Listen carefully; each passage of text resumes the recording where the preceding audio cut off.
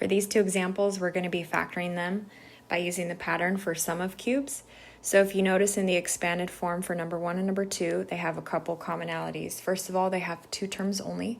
There's a plus sign in between the terms, and both of the terms in the expanded form, you can take the cube root of each of those terms and get a whole number.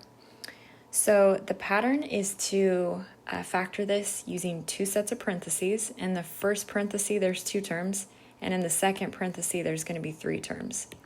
And the signs that separate the terms follow the pattern of SOP, meaning the same sign goes first. So since the sign in between the original expanded form is a plus sign, you're going to put a plus sign in the first parenthesis.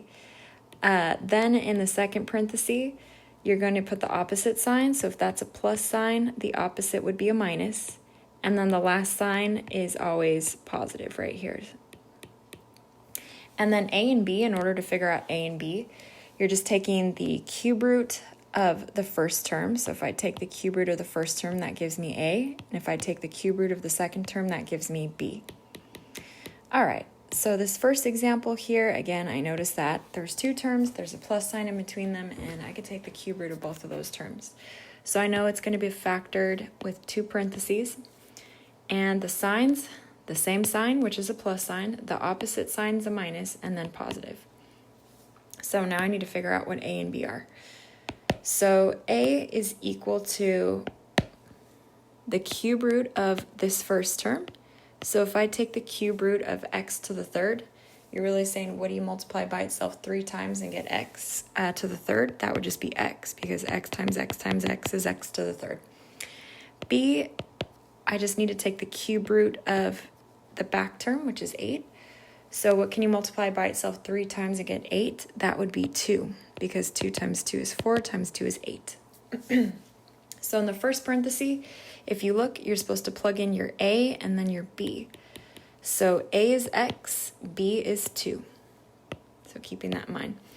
In the next parenthesis, first comes A squared. So if I take x and multiply it by itself, that's just x squared. In the middle term spot here, I'm supposed to multiply A times B. So if A is x and B is 2, x times 2 is just 2x.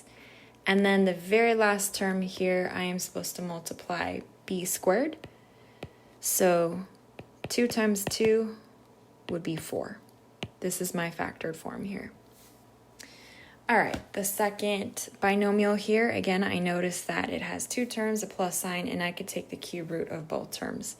So I know I'm going to factor it with two sets of parentheses, with the signs being the following: the same sign as the original, opposite, and then positive.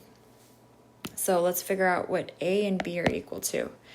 So if I take the cube root of this first term, what can I multiply by itself 3 times and get 125? That would be 5. And then the cube root of x to the third is just x. So A is equal to 5x. And then the cube root of 216, what can I multiply by itself 3 times and get 216? The answer is 6. All right. So in the first parenthesis, I'm supposed to plug in A, which is 5x, and B, which is 6. The very first term in the second parenthesis is A squared. So if I take 5x and multiply it by 5x, I get 25x squared. The middle term is supposed to be A times B. So 5x times 6 would be 30x. And then the last term here is always B squared. So 6 times 6 is 36. So this is my factored form.